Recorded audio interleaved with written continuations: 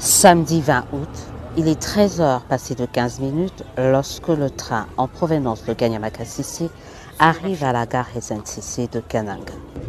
À l'intérieur des wagons, la denrée la plus prisée dans le Kasaï central, le maïs.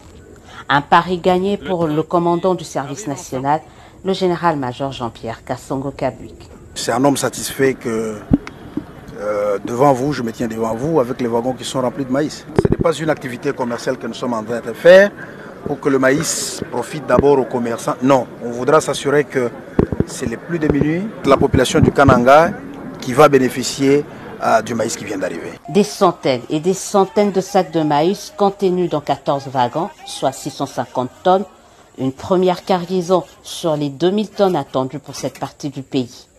Du côté de l'exécutif provincial du Kasaï central, c'est un offre de soulagement. Il faut dire que la province fait face à une rareté de cet aliment de base. L'arrivée de cette production est donc une aubaine. Ça fait pratiquement un mois que nous sommes dans les secousses pour la pénurie de maïs. Et le général est arrivé cette semaine en provenance de Kanyama, comme le chef de l'État l'avait souhaité. Mais aujourd'hui, on vient de nous servir avec 14 wagons de maïs. En attendant d'autres convois qui vont arriver la semaine prochaine, sur le marché, ça sera très inondé. Et toute la population sera servie sans distinction. Mais le service national n'a pas vocation de ramener la production de Kanyama-Kasisi dans le Kasaï central. Il veut rendre cette province autonome, d'où la création d'un centre agricole à Katouambi. Ici, un vaste champ est en préparation. Les premières semences sont prévues dans quelques jours.